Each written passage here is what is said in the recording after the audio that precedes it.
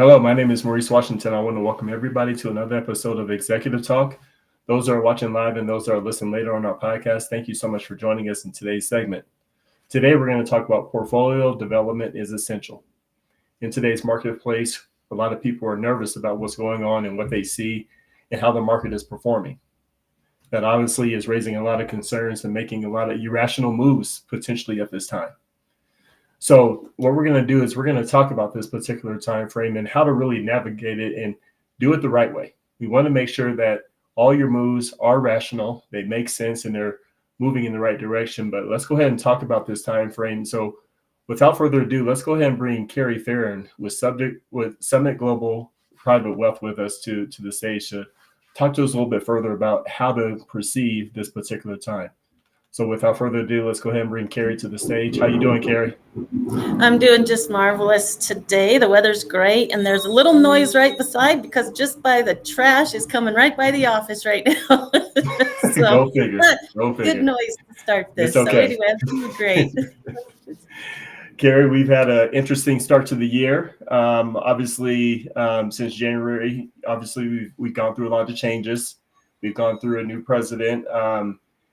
Starting January 20th. And since then, there's been a lot of changes that we have not seen over the last few years. And this is not to get political, to make sure everybody understands that are watching it, but just to really put our minds, there's been a lot of changes. Is that a fair way to position this first quarter?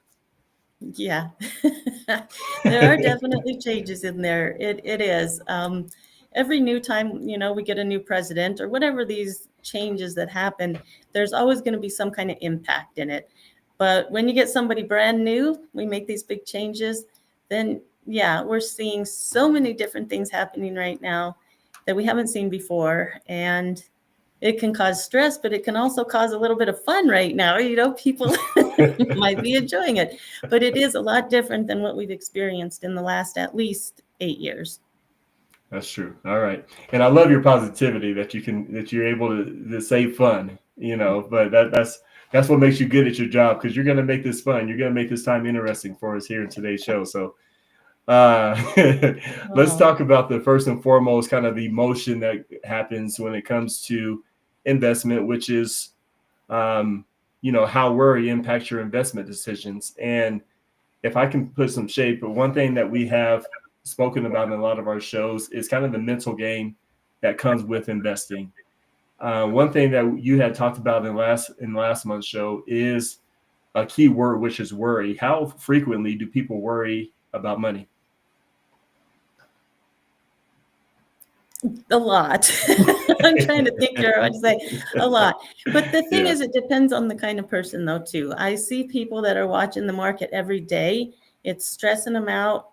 It's killing them. They don't want to be in the market anymore. But then I've also talked to people that they see this, they've known of past history of the market, things like this, and they see what's going on, and they realize there's not much they can do about it right now. So we have people that don't watch the market every day. They're just sitting there for the long term. They're okay. But then you have some of the other people that just talk. So they just have a huge fear right now of what's going on with their money.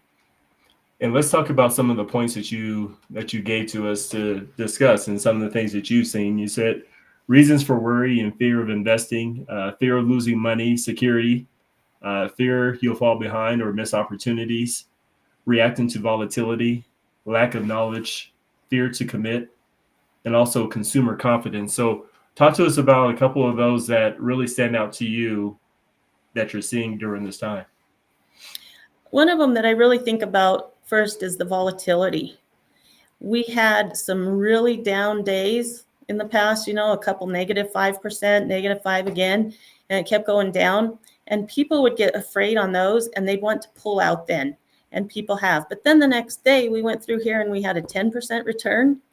So what the fear of people are is they want the money out when it's going down, but the people that took it out just lost in that market of that return that we had the next day. So the lack of the knowledge of understanding how that works can give people like that other one, fear you'll fall behind with other opportunities, because they were wishing the next day, dang, I should have kept it in there because I could have had this return.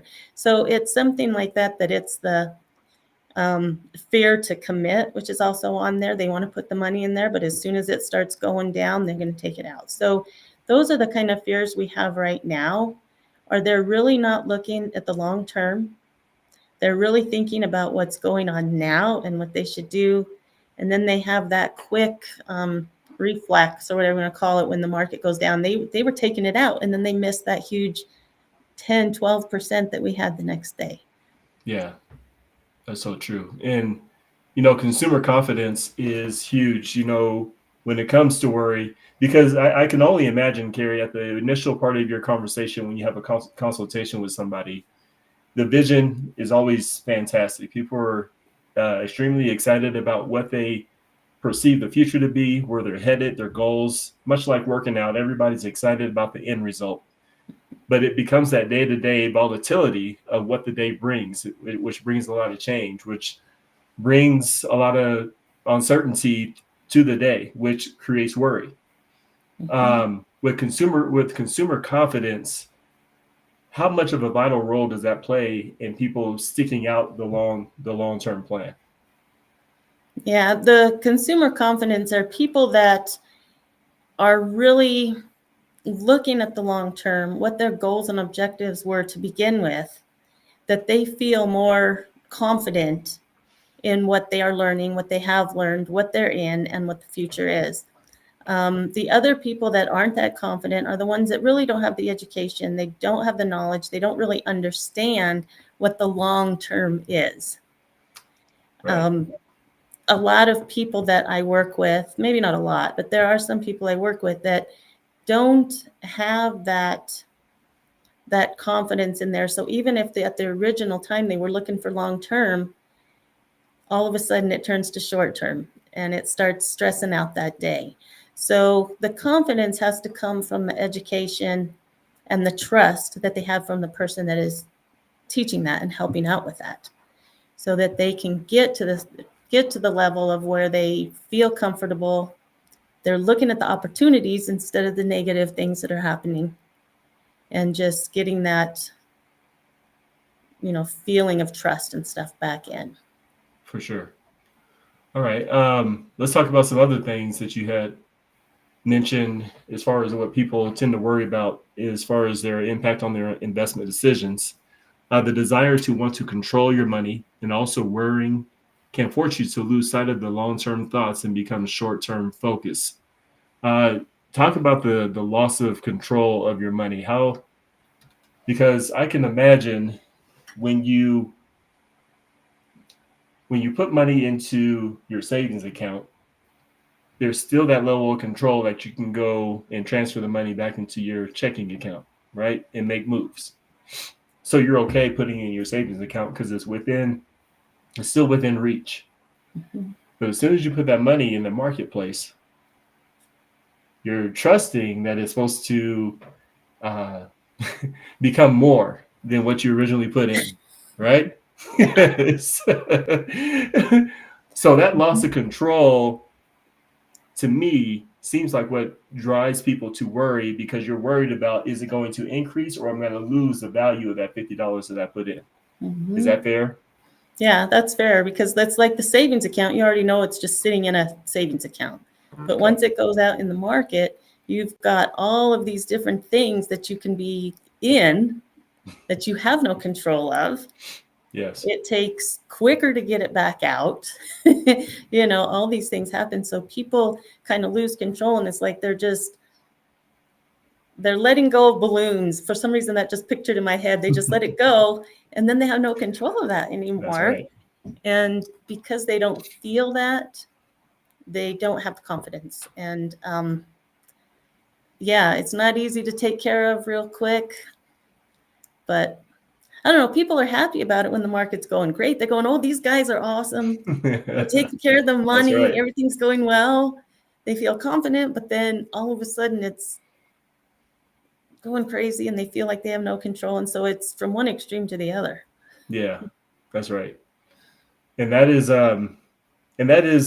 interesting that you say that, because there's one thing that people always say, especially when you're consulting, they say, don't look at the news.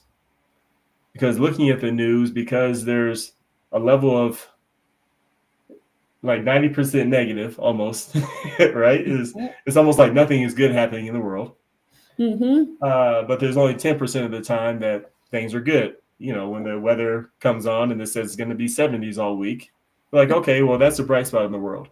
Yeah. So when you see that over and over again, does that seem to play in people's minds when they're trying to stay long-term focused, or does that help them shift into short-term thinking?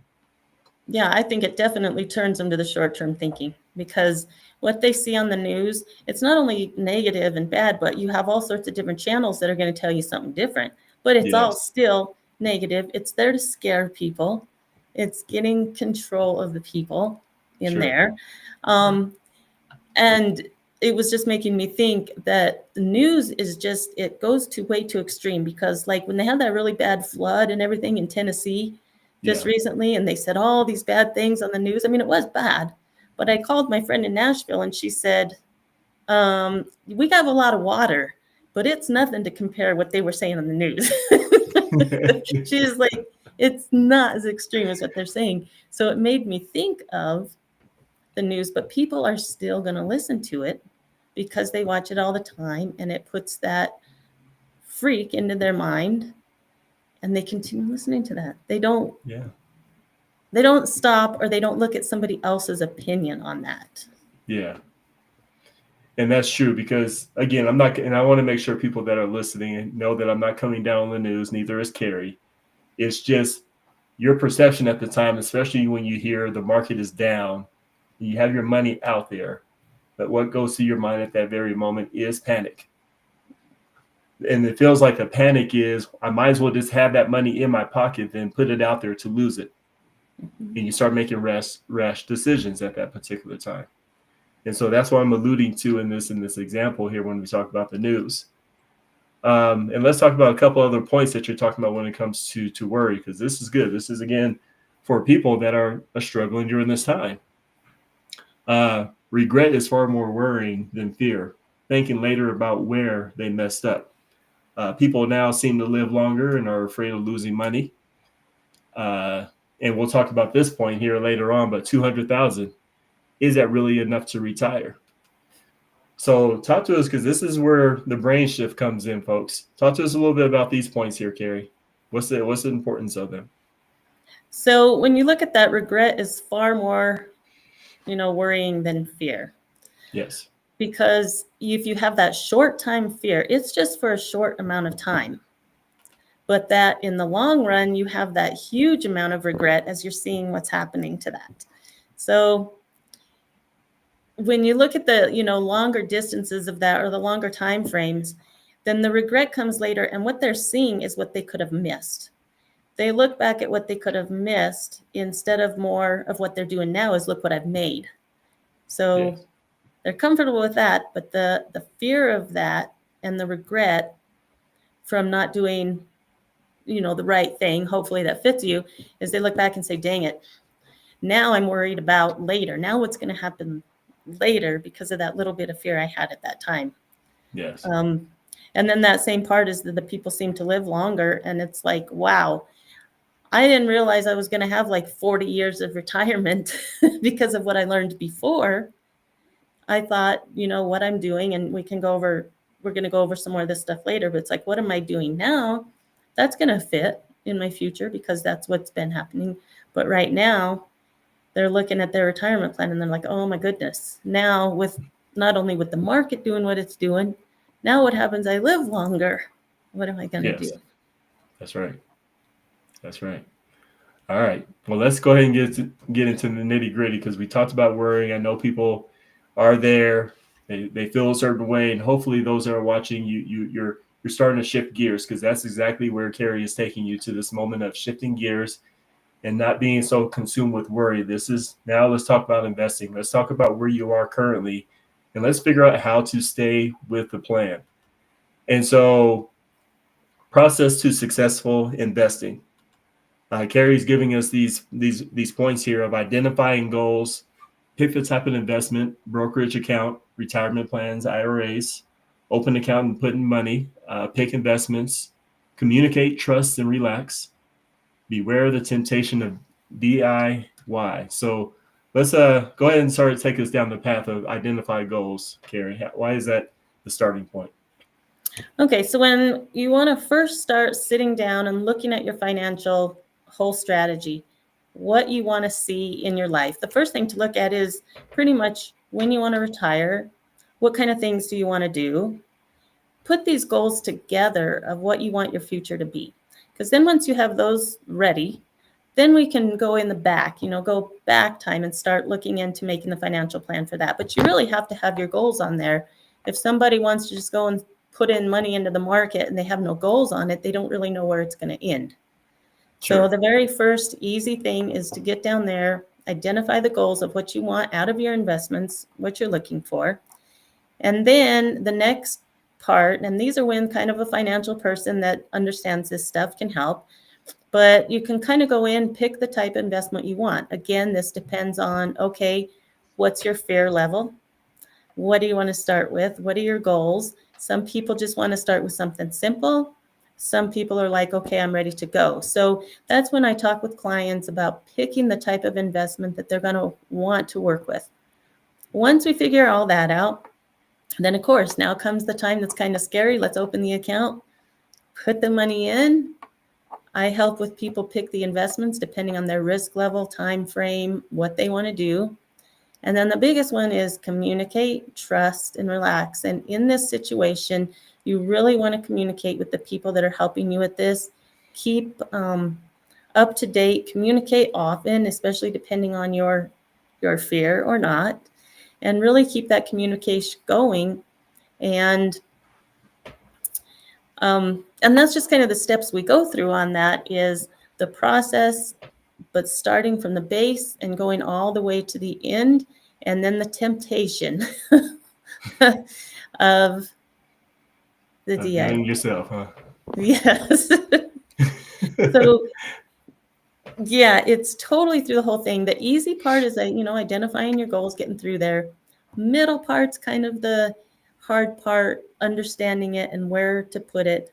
And then the part that is hard, but if you're just relaxed, understand the concept, see your goals, where are you going, then relax and, be steady and let it go. But trust yourself, trust the person you're working with, and really seeing your long-term goals, not your short-time fears. I want to take a stab at this because these are all good, first and foremost, everybody that's watching, and also Kerri, I completely agree.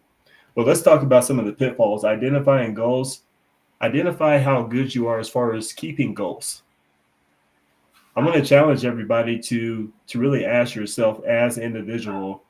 A lot of people have goals, but identify your history as far as getting to the end goal. If you don't have a good history of reaching goals, that's going to be your frustration right there when it comes to achieving goals. It's going to be the same because volatility, in order to achieve goals, you have to include volatility. You have to know that it's part of the process. And so ask yourself, and then this is where you actually need to communicate to your advisor, such as Kerri, and say, hey, I struggle here. I get scared here. This is where you can develop that trust and relax that Kerri has it. And you develop your relationship with your advisor in that way. But because we're in the society of do it yourself, that's actually a control mechanism. People want to control everything because they don't trust anything. Mm-hmm. And we're struggling as a society to trust service anymore.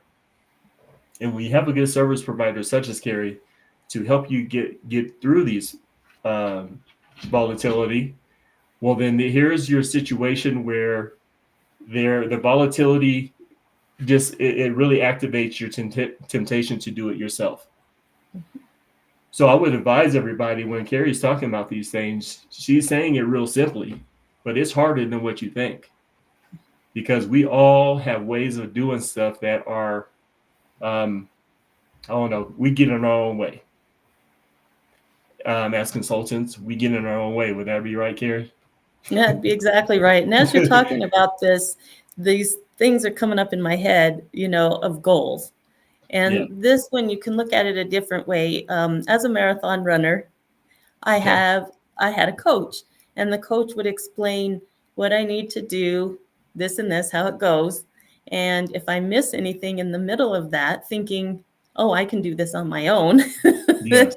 Yes. then in the long run, you're not getting the results you want. And I've experienced that before. So as you were talking about that, you've got to trust, who you're working with, your client or your coach, and really take advantage of that too, since you have it.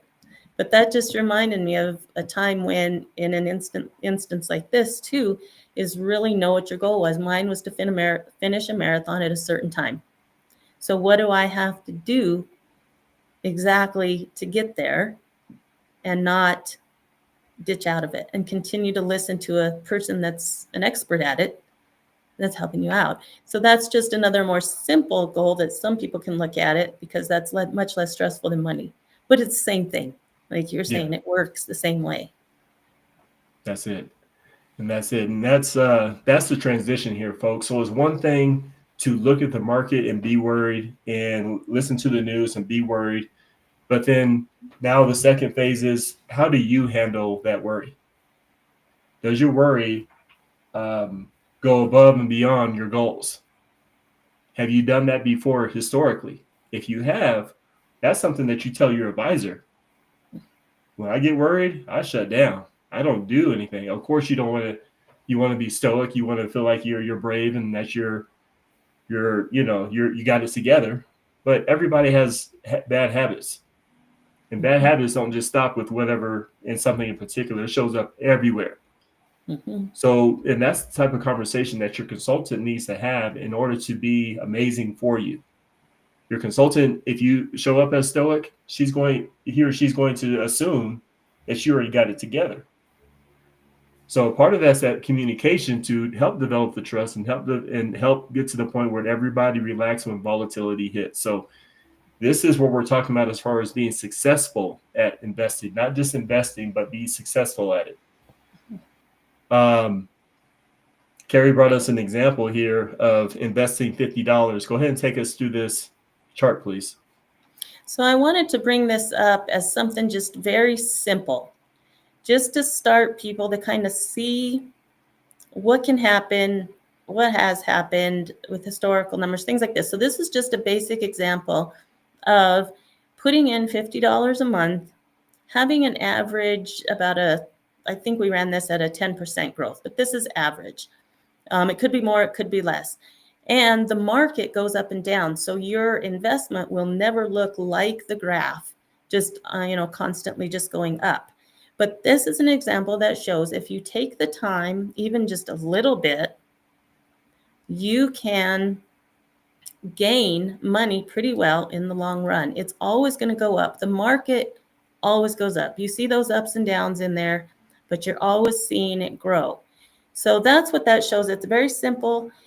A way to start, looking into this stuff. $50 a month. And if you look at it, $50 doesn't sound that much every month. So it should be easy for people to think, okay, we'll put it in. But when they see what the outcome could be, nothing is guaranteed, but what the outcome could be, maybe that helps them feel a little bit more, understand it a little bit more, and feel more confident of what they can see, and again, illustrations, samples like this are no guarantee, but like I said, the market's always going up, and a lot of people have the $50 a month to invest, but as you look at a graph, if you have more and you have more of a commitment for looking at a bigger future, then something like this can teach people something on just the basics of how it works. That's fair. Okay. And again, we'll get into more investment types and conversation in regards to that. But let's talk about this scenario here, this different type of investment scenario. We have the importance of identifying the right number. And we alluded to that earlier at that 200,000. And we'll talk about that right now, but starting a long-term investment with enough emergency funds to be relaxed. So talk to us about the importance of identifying the right number, Kerri. So when we're looking at the right number, we want to know what your investment's going to look like, how much you think you're going to need in the future, what you want to do in your future, things like that. And people need to understand kind of what that number is going to be. And for instance, in that 200,000 we saw before, I've spoken to a lot of people that have $200,000 sitting in their investment and they're thinking they can retire. Okay, well, great. Let's look at this and see if that's really going to suit you and if you're on that right number to be able to reach those goals that you want. And people really don't know that. So you really need to sit down and identify what you're really looking for, what you want your future to be like, what you're going to need to have for that future. And then that's when we can set your goal. But a lot of people really don't do that. They see, okay, I have the money now. It looks like I can retire, so I'm going to do it. They don't really analyze it enough to really know and realize how much they need. Yeah. Mm-hmm. Yeah, let's talk about this because this is getting me all excited here. So emergency funds, mindset. Let's talk about this. This is extremely important. So emergency funds should be 3 to 6 months income in a save long-term account so that you don't have to pull money from your investments that are long-term goals for the future. If your total bills per month are $6,000, at least $24,000 to prefer 36,000 should be easily accessible. When some is used, refill the bucket. Minimum 10% of your income should be invested first to begin and continue your long term. If this is not possible, save the emergency fund. Then a different financial strategy needs to be done and a different look at how to use your money to get to the goal. Now, this has been introduced throughout the years as far as emergency funds, putting aside 3 to 6 months. And that gets the wheels going. That gets people started. That gets people feeling a level of security.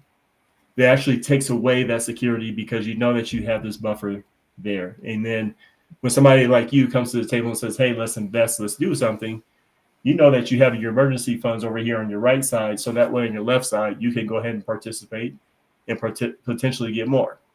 Mm-hmm. So why is this not still, do you feel like this is still how people are moving? Because I don't know, to me, Kerri, in this day and age, because things are so expensive, this used to be an achievable goal. Mm-hmm. But now it seems like this is even a harder goal to get to. Mm-hmm. So I'm going to go and give you the floor and give you potentially the thought processes out there. Yeah. So you're, exactly right with that one point, that it has become a lot more expensive to live, and having that savings money is hard to have on the side. It's a lot of money. A lot of people don't even have that in their investments. A lot of people don't even have a huge income that they're able to put that money aside. So it is a big cost, and it is pretty scary for people. Another way people get stressed out and risk. But what's happening is because they don't have this savings, here comes the credit card again. Here comes money taking out of your long-term investments that you're needing to use. And when all that happens, then your emergency fund, it just goes in this big old circle about never having enough money. Now, if you have enough of that money, that first 6 months, if something happens, if you lose your job, if your spouse loses their job, if something comes up that you really need to get something new, like a new car. My mom just had to buy a new car, unfortunately, because she had just gotten in a car accident, which is not good.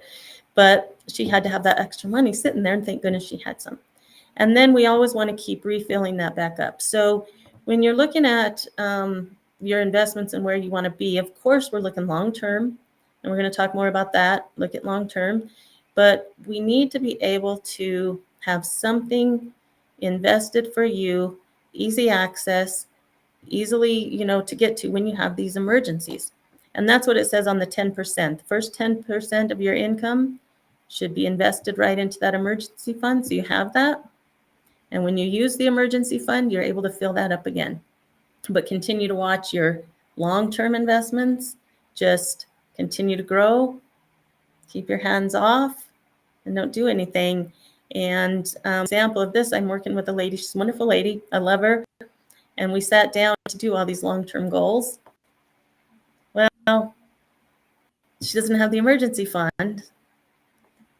And we've had to pull money out of her accounts because all of a sudden her long-term focus was gone because she wanted to go on a vacation now.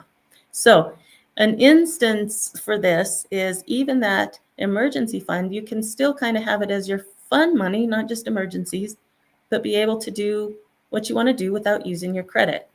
Have the money available to be able to get things done right away. But remember to keep having that, because if somebody loses their job, somebody has to go to the hospital, somebody has to do, there's all these different options that could happen that you're going to need that money for. So this is a big deal when you're looking at your long-term care investments.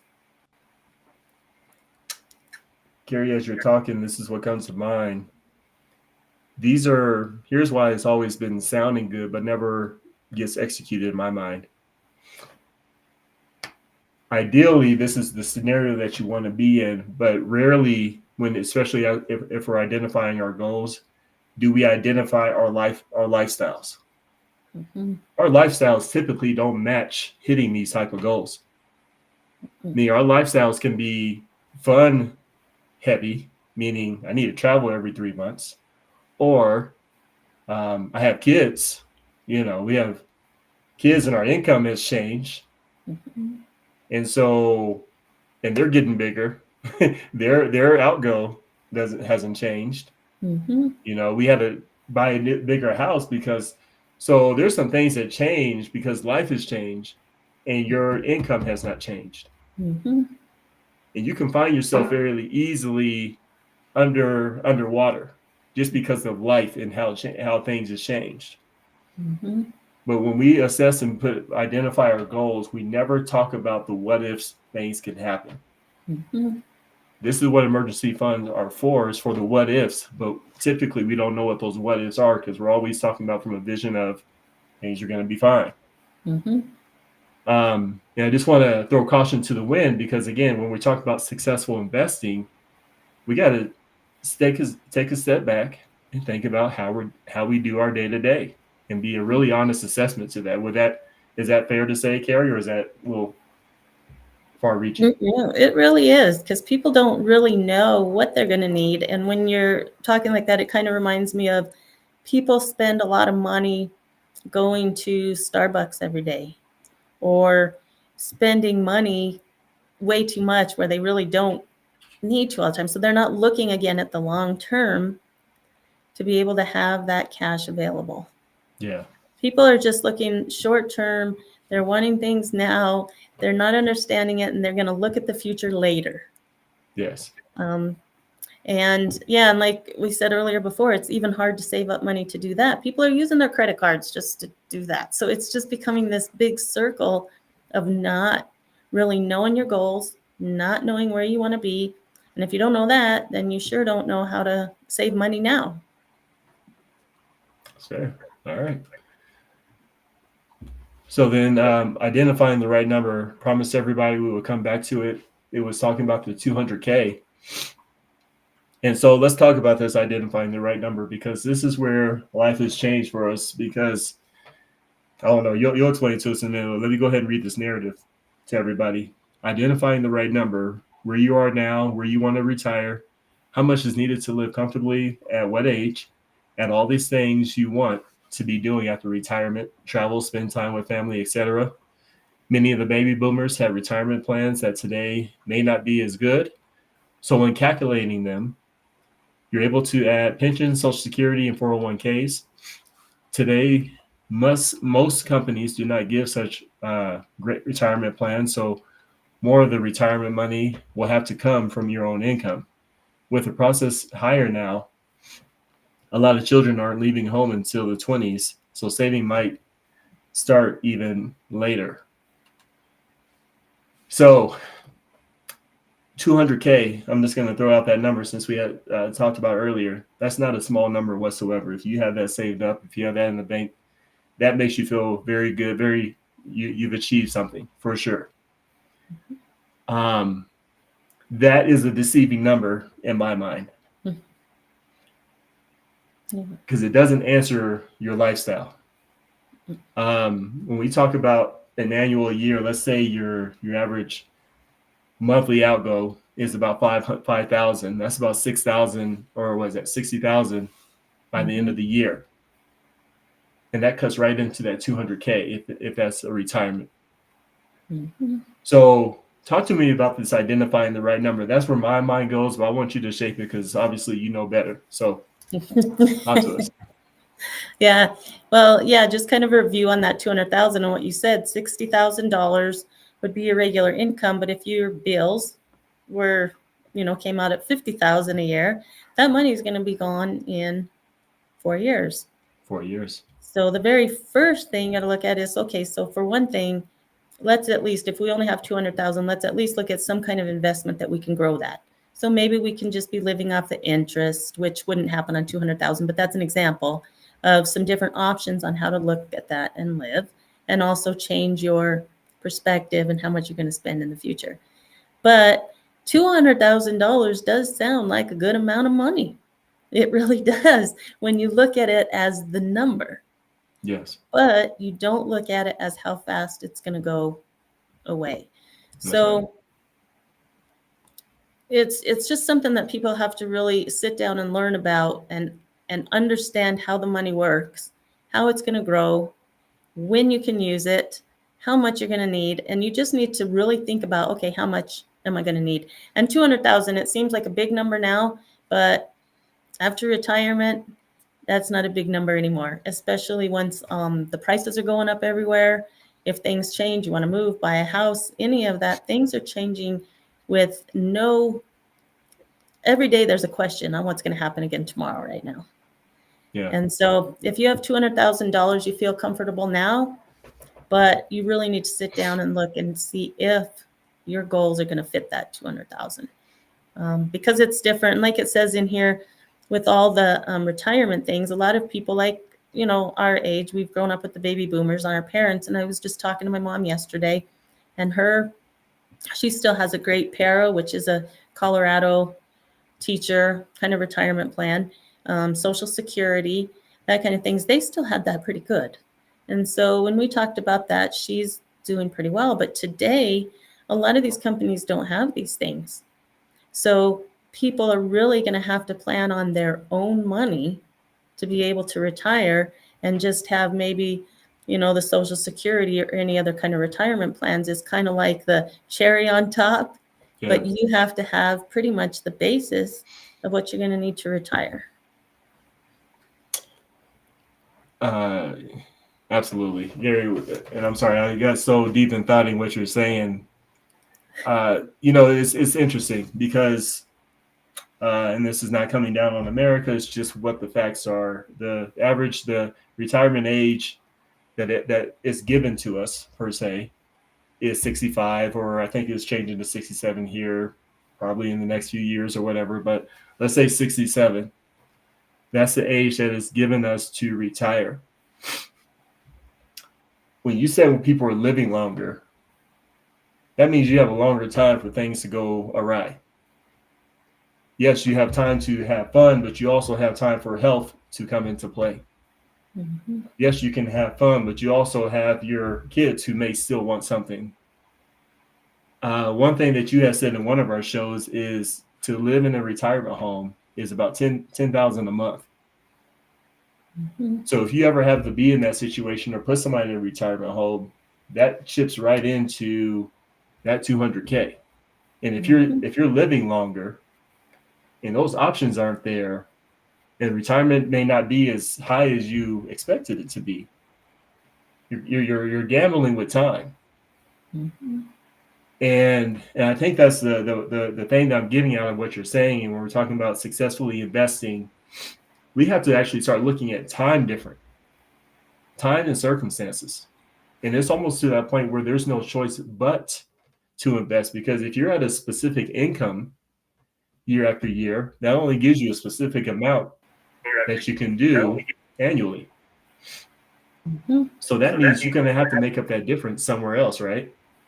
Mm-hmm. And so that's where investing comes into play to make up the difference. Yeah. Yeah, you really need to look into that. And it goes again at your age level, as you get older, what kind of investments you should be looking into. Because if you get older and older, you want to be in something a much lower risk so that the money is able to grow at least a little bit and you'll have it. But when you're younger, of course, you want to have something at a higher risk to get that money to grow quicker. But in the end, when it comes to the topic that you were just saying, is that in the end, we really want to make sure that you have the ability to make money, but you also have enough money to live off while that's making that extra money. You can't just count on the 200,000. I'll be fine with that when they're not looking into different possibilities to see it grow and be able to use that money.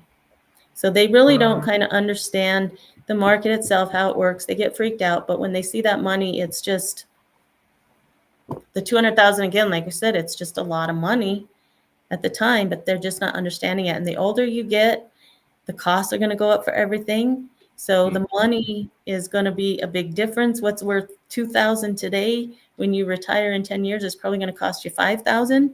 So you may think the 200,000 right now is looking really good, but that might only take 1 year to get rid of with the inflation in the next 10 years. So people aren't really looking at that. They're thinking, okay, at 65, I'm going to retire. I have this money. Everything's good. Yeah. So, they're not understanding that part. And so it's just really needing to look into the future and figure something out. Okay. All right. So you want to go on with this last point as far as identifying the right number? So yeah, I think, this is a huge point. So 6,000 now equals 14,565.57 after 30 years in purchasing power, with an average inflation rate of 3%. So if you want to retire in 30 years and be able to live for another 15, the amount needed to be saved is $2.6 million. This, of course, is without retirement plans or Social Security they can't be counted on. So starting as early as possible is recommended. So that number, that 200,000 that you had discussed, and 2.6 million, that's a huge difference. Talk to us about that number, because 2.6 million sounds like what you're saying is what you really need to retire on. Yeah, and that's kind of, I was waiting for this slide because I knew this was coming up. So yeah, so it was kind of in the example I just gave, the 6,000 now. These are more numbers that I had calculated, can equal up to 14,000. So if you need 6,000 a month, in 30 years, you're going to need 14,000 some month. And to be able to do that with inflation for 30 years, a lot of these retirements, that average is about 2.6 million. And again, it goes where you live and things like that, because places like California compared to Oklahoma, they're going to be different costs on how to retire. But on average, this is about what they're going to need because of the inflation and everything. And on those other things like the retirement plan, Social Security, those things will, I'm sure, be around. They're going to be around. We just don't know how much.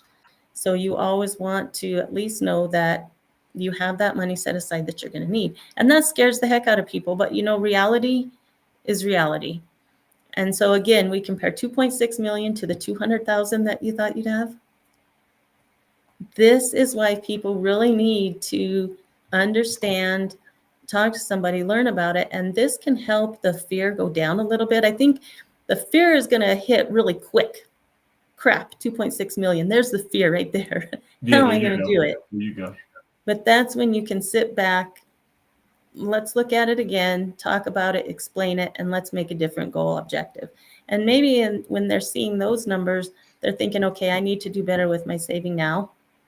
Instead of spending all this and waiting another 10 years to start saving because I know I can do it. You don't know. Nobody knows, because anything can happen at any time. But that's what's scary. I mean, when we look at the inflation, we all know it's here. We're seeing it happen really bad right now. Yeah. With everything going up. And so 2.6 million. If that's, things we need to look at, or you might have to find another part-time job after you retire. Yeah. That's, and the great thing about this conversation here, Kerri, is you're giving that the truth. We need to have the truthful number, not the number that looks good, because $200,000, again, that's not a small at all. But what the worry is it the right number? That's the worry, folks. So now let's put our worry in the right pocket. Worry if you have enough. And so Kerri's giving you the enough part of it, at least to get started. And that's where your actual goal comes into play, is now you understand why this is a long-term game. Because what you're able to do versus what Kerri's able to help you see and get you to two different ballparks. So that's why you want to have a coach, somebody to actually talk to you about this to help you get to the right place. 3 chair legs, Kerri. For those that are watching and those that are listening, we have a chair with 3 legs, we have a chair with 2, and then we have a chair with just 1. Why is this important for people to understand? I look at this as a really good example with the picture. So like we spoke about before on the other one, a lot of people hope they have retirement employment plans. They hope they have Social Security. And then the third leg is we have to have our own money to get that stability. So when everything goes well, the people love it, they know they're going to have the other 2 benefits, which are retirement plan and your Social Security, then you have the 3 legs on there and your future looks bright. We lose one of those, say the Social Security income goes down, there's one of those legs taken off and it starts falling. And then the retirement plan, if you don't have those, there goes the next leg and you're down. So what this shows is you need to have a balance and an understanding of how to keep that up. And if you don't have the Social Security or your retirement plan, you're going to have to put all 3 legs into your ownership and get that to be stable. And and that's what it looks like. If you lose one of them, another example is kind of like a plane. If you have the regular plane and the 2 wings, but you lose one of those wings, your plane is gonna go down. That's right. And so you really need to look at all of the different options that are out there to be able to keep you a stable retirement plan. Okay. I respect that. And so now everybody, as you're listening, now you're coming to just understanding the point of the show as far as portfolio development, why it's so essential. And so what does portfolio development mean to you, Kerri? Why? Because this is not a common term as far as portfolio development within the marketplace, within your industry, but why are you introducing it this way? I look at portfolio development, which means understanding all of the different ways out there and the options that you have to be able to put your life together, I guess you can say, to put it together. And that's understanding everything. Portfolio development, I'm going to kind of go ahead on what this says and then go back on an example. So what this means is portfolio development is having everything together ready for your future. You have options that you can pay taxes now, which are more like your savings, your emergency funds, things like that you will be paying taxes now, but you have access to that money.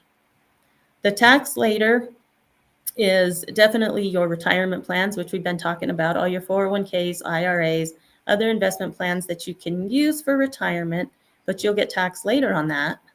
But then we also have the tax never, which are such things as Roth IRAs, and there also is life insurance income that you can get that is also tax never.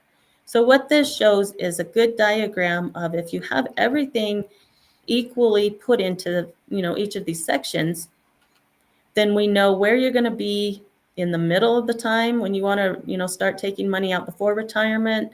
You're going to have enough to know when you retire. And also, I'm not a tax person, and I'm not going to say anything. The only thing I'm going to say about the tax is these 3 different buckets also help in different ways to save taxes on what you have, where you're going, and how to put that all together. So knowing where each one, that's kind of your portfolio development, is having everything put together. If you want to start, when you first start doing your investments and you want to start with something simple, let's start with a small amount of savings or some kind of savings to get you started where you feel comfortable. And then on your portfolio, once you start getting more of your long-term objectives put together, what you want to see in the future. And then if your risk level is getting a little bit better, you're having more trust, you're understanding the concepts more, then let's start investing in some of these other things. And let's put this whole portfolio together so that you have all the different options that you want. You have different ways to spend it, whatever your goals are, but you can look into the future and see what these things calculate. And you watch this as the time. You watch how these grow, watch how they do all these different things, but you have it all. It's kind of like all in one bucket, but in that bucket, you have the 3 different buckets. Yes, all that's your right. money's kind of together that you can see your future with, but you have different areas that you can look at. And I think putting that all together is a whole portfolio of all the options that are out there. I love it. And I know for those that love to watch their accounts and see what's going on, this addresses the worry that we had spoke upon earlier. When it comes to worry, it's because potentially your all your eggs are in this one basket. If with a portfolio diversification, you allow yourself the opportunity to see one, it might be struggling this month or for this quarter, but you have 2 or 3 of them, other ones that are performing, out of this world. So now you're always performing on some level. And it gives you that opportunity to stay in the game and keep your mind from doing what your mind does, which is worry, which is get concerned, which is want to freak out. Mm-hmm. So if you put it when it seems like when there's chaos around, when you put yourself in a place where there's positivity that you can point to, that's key to investing in portfolio development. And so that's what it seems like to me as well, Kerri. Is that fair to say? Yeah, I think what you're saying sounds perfect. And while you were thinking that, I was thinking of some little news articles I've been seeing. Not that I really watch these, and this is fact, but we'll go back to that. Yeah. But there are a lot of people out there right now really concerned about the future with their 401ks. There's been some comments out there in the news that the market is just not going the way they wanted it. They're seeing it crash, and they're scared half to death because their 401k retirement plan is dissolving. This is where the concepts come in like this, that you have these options. Yes. So if you're seeing your 401k disappearing, you have some other options in that big bucket. The little buckets have the different options. And you really need to be able to look at it the whole picture, because the people that just have the 401ks right now and don't have any other kind of investment, yes, they're scared, especially the ones that are coming close to retirement. They don't have the diversification of their investments. They don't even know if they're invested in the right funds or accounts or everything in that 401k plan. That's right. They're just freaking out because it's going down. So that's why if you have this whole portfolio put together, then like you said, if one thing's doing well and the other's bad, you still have that comfort. But if you just have one of those right in that middle tax later, it can cause stress. It can cause stress. It can cause fear. And it can cause people to start pulling that out of the market and then losing the benefits later. That's right. But yeah, you really have to have the diversification to make you feel more calm, a little more safe, and just the ability to continue doing your daily work. Because the other thing is you have no ability to fix or change things that are happening right now. If you can't control it, there's no need to worry about it. If there's something you can do, like make a plan like this, then do it. But you can't worry about things that are happening outside that can affect the things that you can control. That's right. Love it. So then you have this last major point here, which is remember why you invested in the first place. And these are some key points. Did you want to take us through those? Yeah, and these are simple. So one of them is to make the extra income. Again, that goes back. That's a just simple way to put, let's look at your income for the future. That's something simple to put together with an investment to make that extra income for your retirement. once people have that too, there are a lot of families that have their retirement plan. It's set, they're already getting their income, they're doing great, but they want to set things up for their children.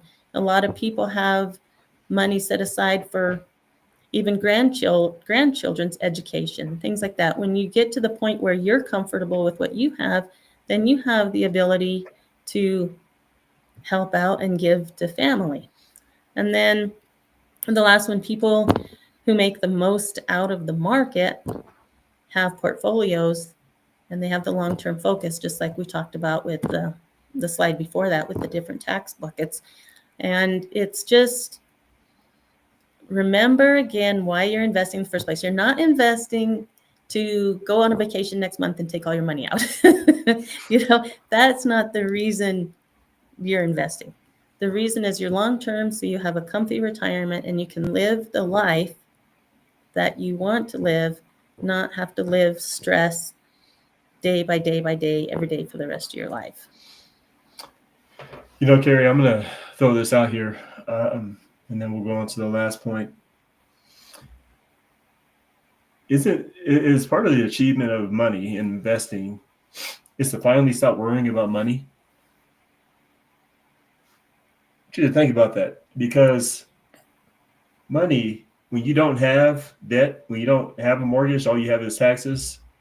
You don't have this monthly reoccurring, thing going on, concentrating on, to get to the point where money is not your top priority.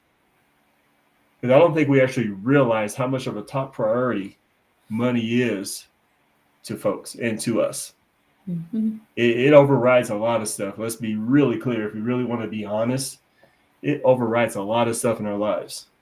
Mm-hmm. But to get to that point where we are free from that worry of money and we can just be, I feel like that is like almost part of the end goal in this long-term plan, is to get away from debt, to get away from that stuff that's always nagging at us if we don't. Mm-hmm. Right? So I don't know. Is that a fair comment there? Yeah, that's a really good question, because I have a lot of the coach that I have for my work. The question that he asks a lot of people and me is, if money had no concern, what would you want your future to be like? Yes. And that's when people say, yeah, I want this, this, this, this, and this, if I don't have to worry about the money. And so that puts them in kind of the position about, oh, okay, either crap, well, it takes me back, I don't have enough money. Or it could be on the optimistic side. It's like, cool, if I could do all this, I'd love to have this kind of money. And so it's just a way to look at, when it gets more, this is when it doesn't have to do with numbers and facts and all this stuff. It's stuff in your mind of what kind of things can I achieve? What can I do if I didn't have to worry about the money at all? And that's a positive thing. And just one little negative thing is, I know somebody that had just lost their job. Money was not a problem for them, but now all of a sudden her income has stopped. Yeah. And she's really stressed out. So that's a kind of another reason you want to look at the plan, but again, emotion. That's right. And I think after losing a business, if you still have that view of your emotions and what you want, then it can be easier to overcome the fear that you just lost that income and go forward. You just have to be, I know it's stressful, but you just have to be more relaxed, understand things happen and how we can help you. But but I love that. I got this thing on my wall. It's covered up with all this stuff, but it's kind of like my dream mat and my dream board. And I look at it all the time. It's things that I want to do, things that, I don't want to leave this earth not doing. Yeah. So you have to look back. It's like, this is what I want to do. These are my goals. And what do I need to be able to do that? So emotions are a big thing, because that was bringing tears to my eyes, because I'm thinking of what's on that picture. Yeah, there it is. Huge goals that I have. And when you have emotions like this, then you will find a way to figure it out. That's fair. Yeah. Sorry about that. No, it's okay. It's okay. This is how we get honest with the people. We gotta let them know where we are, where we stand. Wow. You have this Hmm. this portrait of Albert Einstein. Obviously, his hair is nice and done, but that's not the point of this quote. So I'm gonna go ahead and give you the floor and have you explain why this one hits you so hard.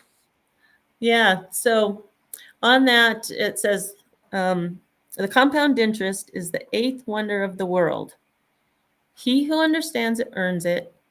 He who doesn't pays it.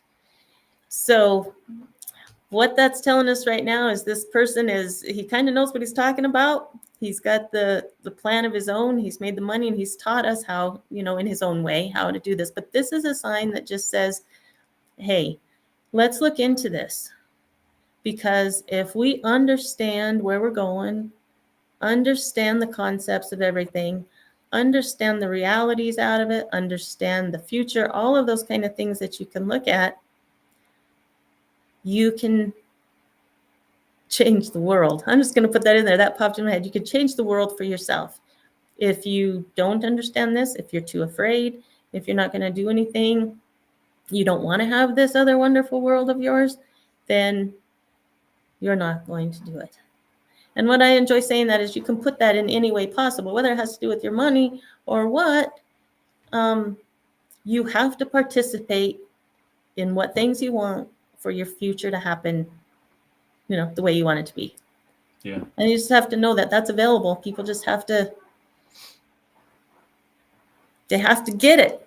That's just, it's easier said than done, but it's simple. It's simple. If you have your goals, if you understand it and you need to participate, don't be the sideline of a football game when you're sitting there telling them what to do, but you're not participating. That's right. I love it.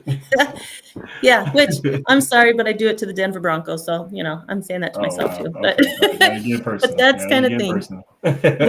Yeah, you have to participate. So, that's it. Well, Kerri, we went over a lot of stuff, and I appreciate you taking the time to really dissect it all, because this is a very important time. We've gone through a lot of changes, and a lot of people are extremely scared. And for those that are watching and listening, you want to make sure you understand this is not our typical length of the show, but because of the times that we're in, we needed to spend the time to really address this time and how to set your emotions back on the right course. And I feel confident Kerri has done a fantastic job as far as shaping that and getting you back on the right path. So, Kerri, before we leave the show, what is your final thought to everybody, and what do you want people to do at this particular time?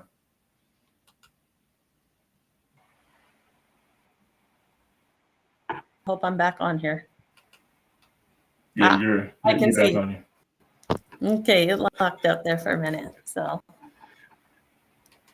all right. So my last word for this whole thing. So I kind of just went over it a little bit ago, especially with a tear in my eyes. But I just want to let people know that sharing this information with you is helping you to just realize what you want out of your life and how we can do it.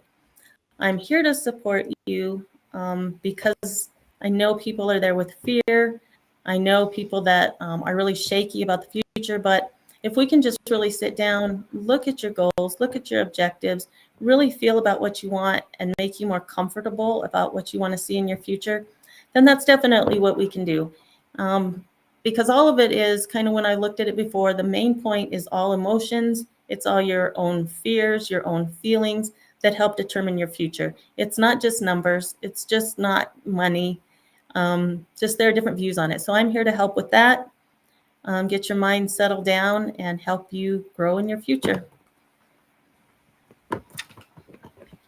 And that's that. Kerri, again, thank you so much for, again, taking your time to break this down, to help people shift their mindset through this. And because, again, this is very important. We're seeing a lot of people emotionally go down the drain as far as with the marketplace because they're losing a lot and they did not expect for this to come into play. So I feel like we're really addressing those folks to really help them shift through. So I hope people are really being responsive as far as you watching, and that you're hearing what Kerri's saying. And Kerri, thank you again for taking that time, because with all the people that you're helping shift gears and stay on track, is very. When we here at Executive Talk, we express a lot of gratitude to you to actually take the time to take this and really point this out. So thank you very much. You're more than welcome. You have a wonderful day. All right, you too. All right. And all those that are watching, I want to take all this in totality. We see the worrying. That's why we started off with talking about the worry, because that's the emotion that is at the height for everybody right now. You did not expect to lose money. You did not get into the marketplace to lose money. And Kerri, people like Kerri, she gets that. But this is actually not the time for worry to consume you. It's how do we fix it? How do we stay in the game and get to the end game? One thing that we all know about life is time. We don't really have time to get into the worry bubble and find ourselves down below emotionally, and also with the market going down as well. That's too much at one time. This show is built for us to shift gears and know that there is an opportunity out there, and it's called portfolio development. Figure out ways on top of this, but don't do it yourself. Find a trusted advisor such as Kerri to help you navigate through this time frame to stay in the game. You still have an end game, and you still have a goal that needs to be reached. And that's the most important value at this time, is to reach that goal and not let today change where your mind is. We're going to stop that mindset that you're in right now and get you to that positive mindset and say there is still opportunity. And that's what Kerri's job is, to find that opportunity to help you move through it and stay on top as you were before. We're here to win. We're here to be successful. We're here to support your family. And that's what we want to address in today's show. I want to thank you all for staying the course with us. And we will be back next time. And Kerri obviously has a lot more to talk about. But in the meantime, Kerri and I, we actually have to get back to work. So we will see you next time. Have a good day.